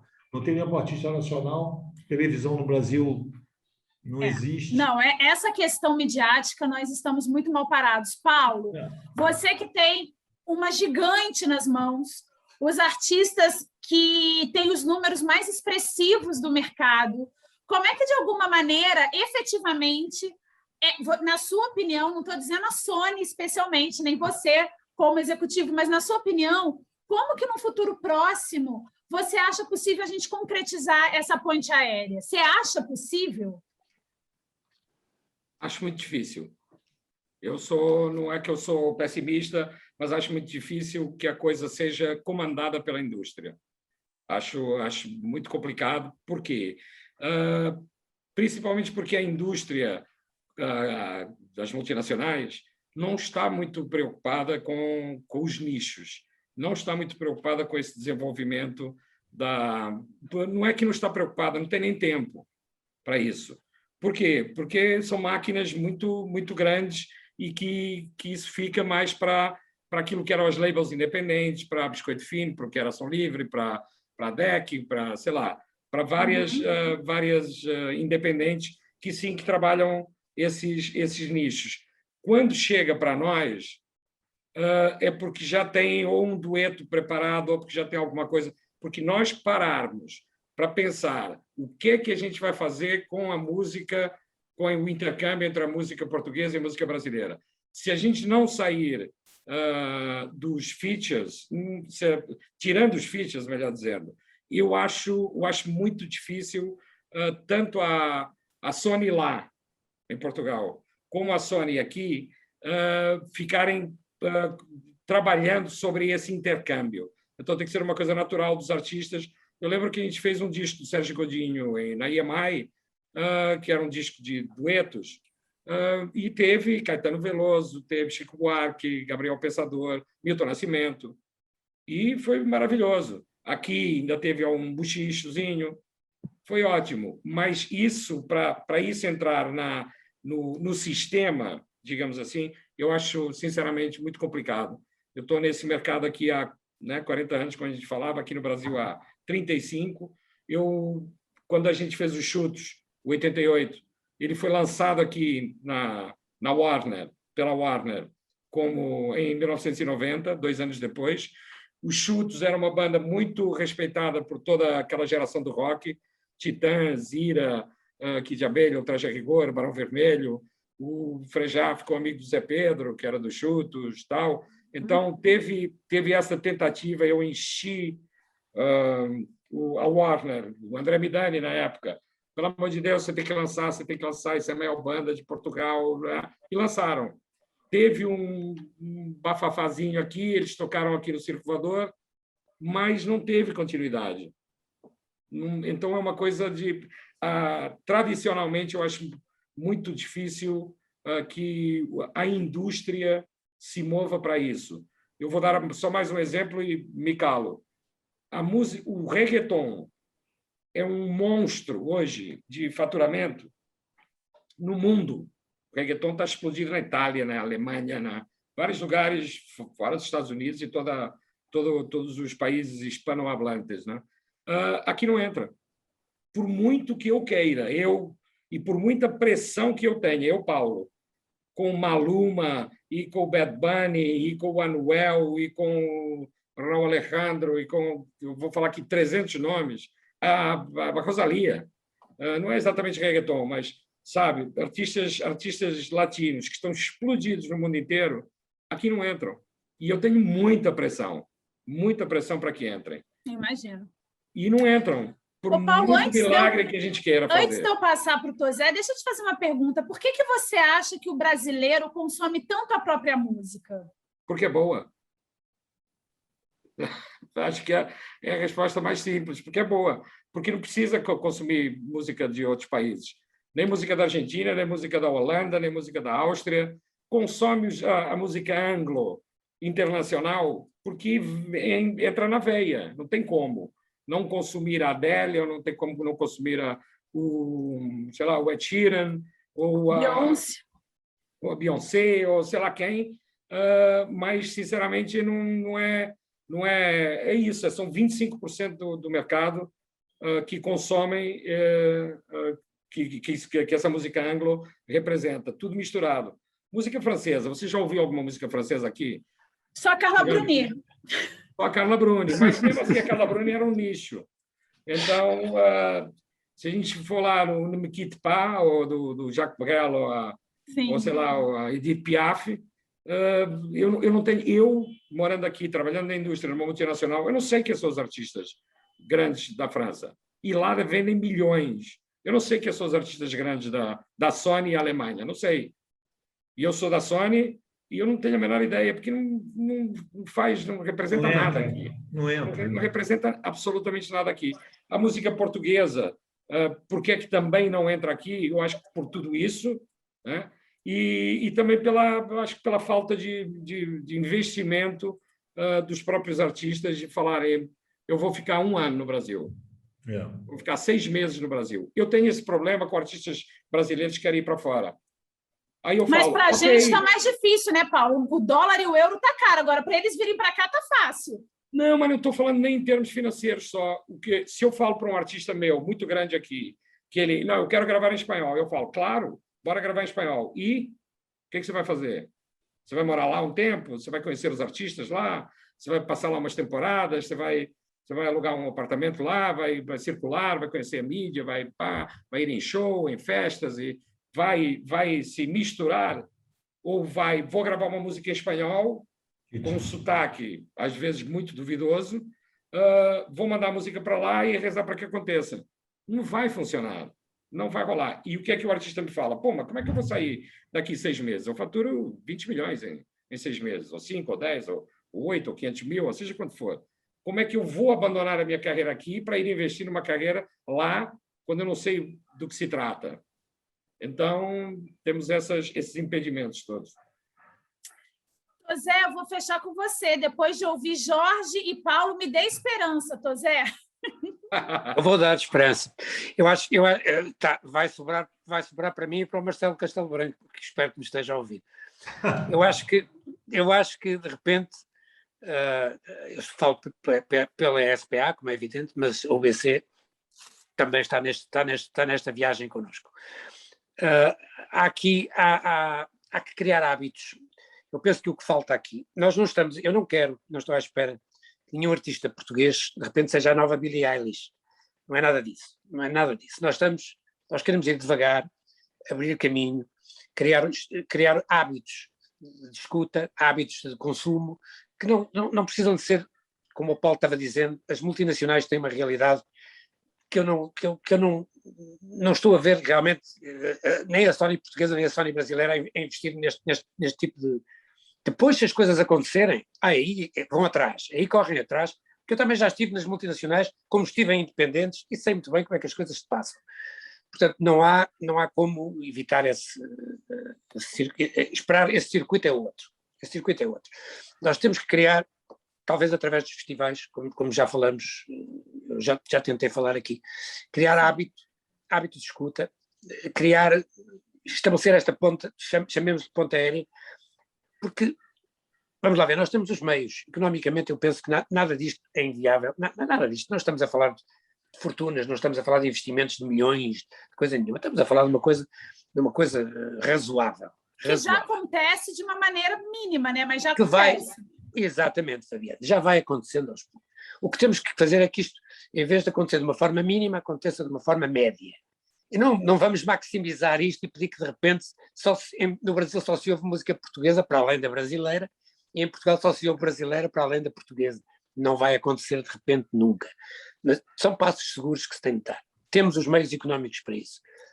Temos a vontade, eu pelo menos tenho essa vontade e creio que desse lado também há vontade.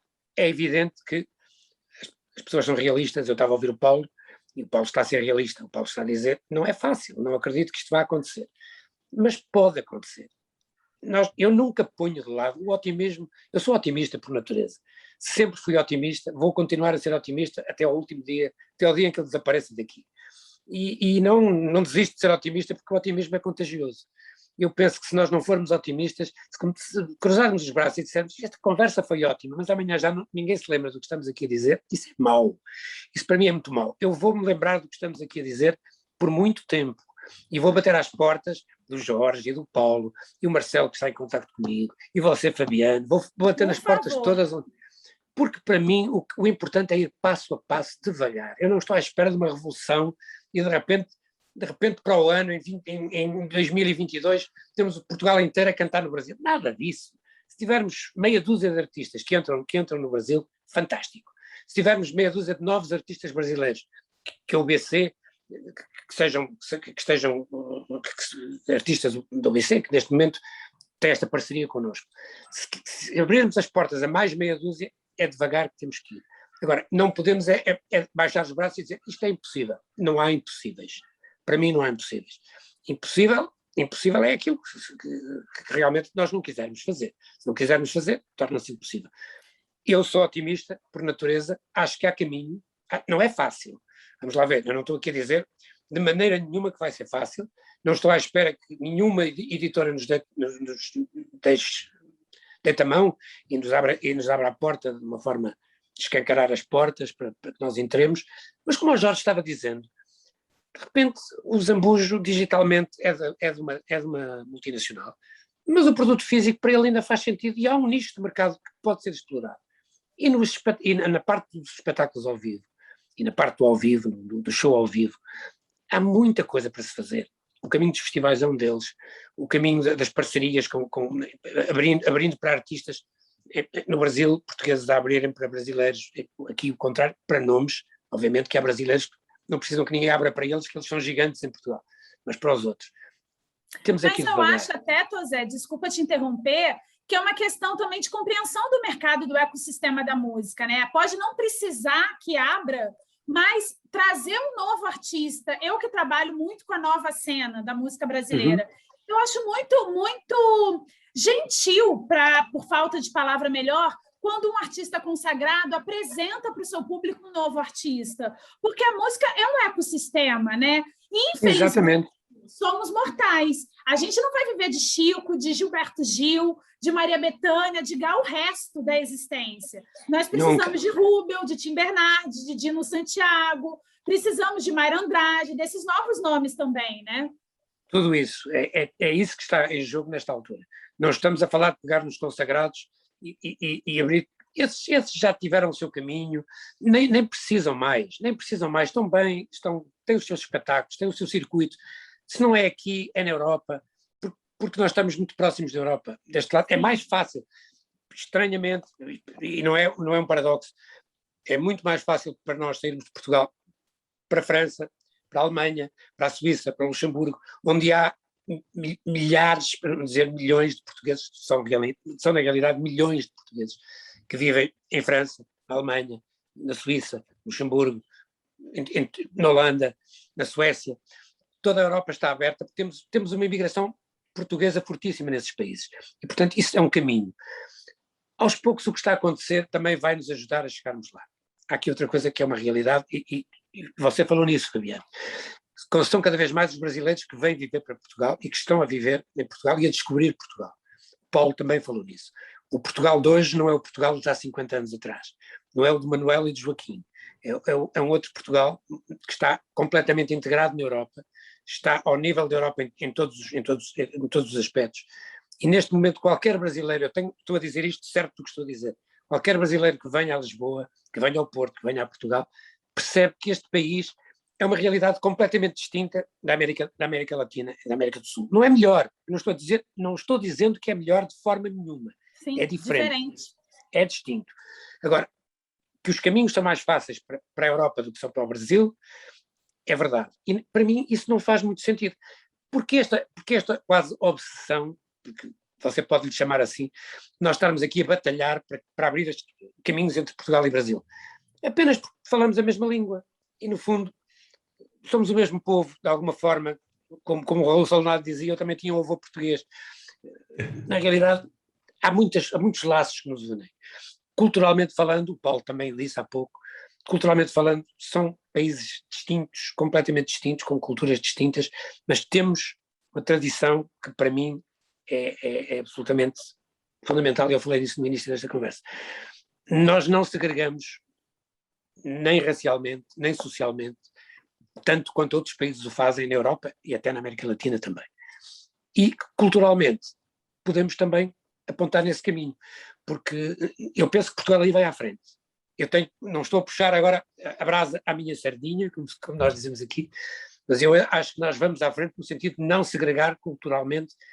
O Paulo dizia, nós aqui não ouvimos esta música francesa, só a Carla Bruni, não, nós ouvimos muita música francesa, italiana, espanhola, inglesa e americana, obviamente, porque essa domina o mundo, e se domina o mundo também cá entra. Ouvimos muita música brasileira. Eu ando a ouvir uma artista espanhola, chama-se Sílvia Pérez Cruz. Vão à procura. Ela tem maravilhosa. Ela tem um álbum com o Javier Molina, que é um trio de jazz. É das coisas mais maravilhosas que eu ouvi. É um disco absolutamente espantoso. É uma catalã. Anotei aqui. É da Catalunha. Vocês conhecem também. Conheço. Portanto, este tipo de música para mim não tem barreiras, não tem fronteiras. Quando música é boa, a música é boa.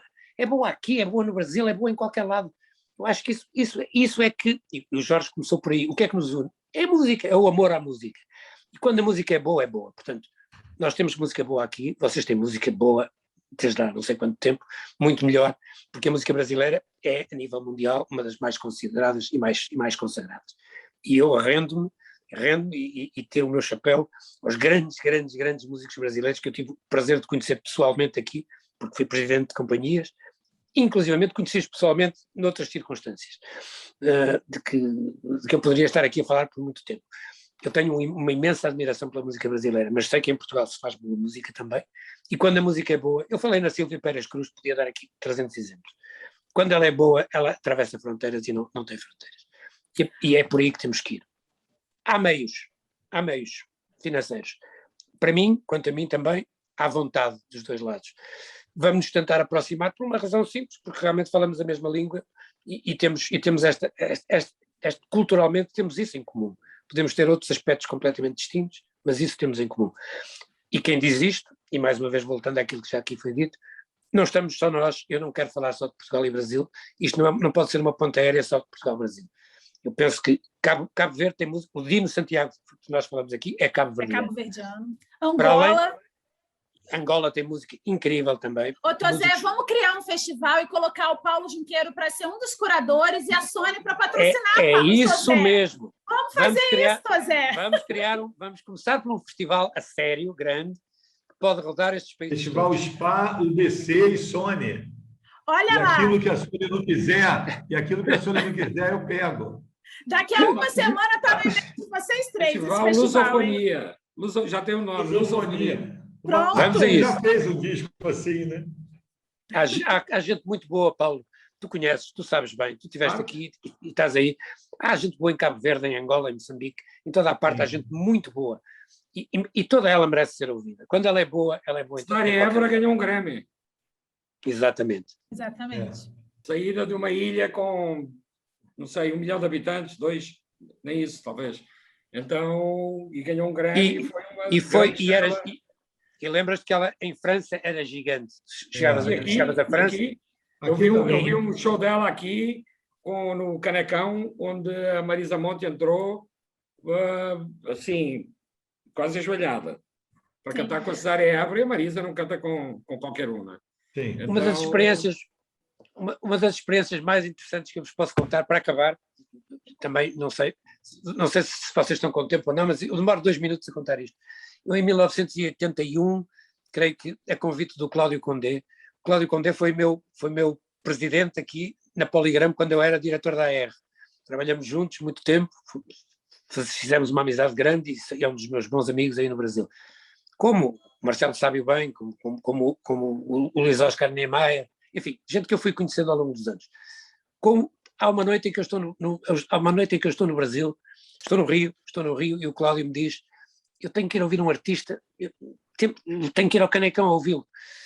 Não sei bem quem é, ele também nem sequer sabia bem quem era na altura, estamos a falar há 40 anos atrás. Vamos ao Canecão, você vem comigo? Eu disse: claro que sim, vamos embora. Vamos ao Canecão. Eu comecei a ouvir, vi entrar um homem com 1,60 m de altura, não tinha mais, com uma cara de índio, que se sentou ao piano, buenas noches, a falar espanhol, o público todo de pé, e nós nem percebemos o que é que estava a passar, e ele começou a cantar a primeira canção, que ele pôs as mãos no piano, começou a cantar Somos novios, e eu estava a ouvir aquilo e a dizer: eu conheço esta canção de qualquer lado, e de repente percebi que era o It's Impossible, que o Frank Sinatra cantava. Esse senhor chama-se Armando Manzanero, foi presidente da Sociedade de Autores Mexicana, não sei se ainda é, durante décadas. É um dos maiores compositores do mundo. O Canecão estava a abarrotar, e os discos dele ouvem-se pelo mundo todo, aqui em Portugal também. Portanto, quando a música é boa, ela ultrapassa todas as fronteiras e todas as dificuldades. Vamos escolher a música boa. Jorge, eu vou estar em contacto, eu vou mandar para você coisas para você ouvir. O Paulo também. O Paulo tem linha aberta com a Sónia, com o Paulo Homem, que é... Diferente das mídias, eu preciso e necessito de produtos. Produtos que falem com a gravadora que eu trabalho. Vamos estar em contacto debaixo do chapéu do Marcelo, que eu espero que nos esteja aqui a ouvir e que nos vai ajudar muito. Está ouvindo. Marcelo vai ter que investir no festival UBC SPA. Eu já estou aqui, super, já vou mandar e-mail para todos vocês. Quero agradecer muitíssimo a simpatia, as histórias, as memórias afetivas, o tempo de vocês três. Eu estou aqui muito feliz e honrada. Obrigada mais uma vez ao Marcelo Castelo Branco pelo convite, porque para mim, de fato, é uma aula conversar com vocês. Eu que me interesso muito por esse mercado, estou aqui muito realizada. Muito obrigada. Mais uma vez, convido todo mundo que está assistindo a gente para assistir também a essa ponte aérea, que vai ser uma série de entrevistas, vão ser ao todo 26 entrevistas, é muita gente, são muitos artistas portugueses, certamente algum deles vocês não conhecem. A série começa na próxima terça-feira, dia 3 de agosto, e toda terça e toda quinta, terça-feira ao meio-dia e quinta-feira às 19 horas, as entrevistas vão ao ar.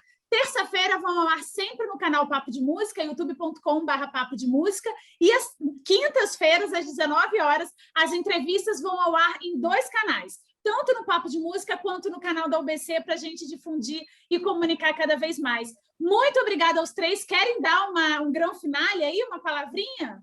Quero agradecer a aula do Tosé e a sabedoria do Paulo, que realmente foi fantástico. Eu quero agradecer. O otimismo do Tosé é algo impressionante. Saí daqui revigorada. Eu vou ser otimista até ao fim. E quero dar um grande abraço ao Jorge, que eu não conhecia, e um abraço gigante ao Paulo, que é meu irmão. Há 40 anos conhecemos, cruzamos e continuamos a cruzar-nos. Isto é muito bom sinal. Muito obrigado, muito obrigado, Fabiano, muito obrigado, Jorjão e Tosé, Marcelo, claro. E não pensa que eu sou pessimista, eu sou realista, só isso. Eu sei. Mas vamos... Tosé, sabe o que é isso, Tosé? São 35 anos de Brasil. O Brasil deixou ele realista, Tosé. Olha só, uma das coisas que mais me irritava na forma de ser portuguesa é o pessimismo. Exatamente. O português não é o português, é o ibérico. O ibérico é pessimista. Né? Tá sol, calor e já fala, pô, isso aqui mudou. Tá um calor abrasador, é que é frio. Mas está frio, mas está muito frio. E sempre está tudo errado. E não tem nada bom. E eu não sou assim. Se eu fosse assim, eu estaria lá ainda hoje. Eu estaria aí. Se você fosse assim, você não estaria aí. Eu teria me formado em filosofia. Deixa-me dizer, olha... Sem frequentar as aulas, hein? Fabiana, o truque é esse. Eu nunca serei pessimista, porque eu vivi 2 anos em Inglaterra, onde, ao contrário do Paulo, estudei psicologia 2 anos e fui às aulas todos os dias. Fui às aulas e os 2 anos que lá estive foram muito importantes para mim. E eu aí aprendi com o frio, com a neve, com as saudades que tinha do meu país, com as saudades que tinha da minha família, dos meus amigos. Percebi que, a partir do momento em que cheguei aqui, eu não podia ser pessimista nunca mais na vida. Eu tenho que olhar para a vida todos os dias como um caminho. Amanhã vai ser melhor e depois de amanhã melhor ainda. Ainda mais com essa luz de Lisboa e com aquele cinza inglês. Tenho que falar uma coisa agora. Diga, que eu conto várias vezes uma história do cara que era sacristão e não sabia falar, não sabia ler nem escrever, saiu uma lei que tinha que ser alfabetizado, todos os sacristãos. Aí ele foi mandado embora. O cara, numa oportunidade, montou uma banquinha para vender fósforo, porque não tinha ali, montou 2 e criou um império de banquinhas e virou milionário. Foi dar uma entrevista. E o entrevistador falou, a história da vida, hein? E no final falou, pô, e você, um homem analfabeto? Imagina se não fosse. Ele falou, se eu não fosse, eu seria sacristão. Então, se eu tivesse estudado filosofia, eu não seria o que eu sou hoje, seria outra coisa, pior. Então, ainda bem, eu gosto muito de não ter ido a nenhuma aula de filosofia. Muito bom. Muito bom. Muito obrigada mais uma vez a todos vocês, a vocês 3, a essa aula, todo mundo que participou. Gente, não se esqueça, uma das maneiras que a gente tem de efetivar esse papo aqui é ajudando a propagar, ajudando a difundir a música brasileira e a música portuguesa, estabelecendo essa ponte aérea. Muito obrigada para todo mundo. Boa noite para vocês. Tosé, já é quase madrugada aí. Paulo, um beijo, que a gente se encontra em breve no show no Circo Voador. Isso. Um beijo, Fabiana. Obrigado. Tchau. Um Abraço, beijo, Paulo. Jorge. Um prazer imenso te conhecer. Um Prazer beijo foi meu. enorme. Obrigado. Tchau para todo mundo. Um grande abraço. Tchau.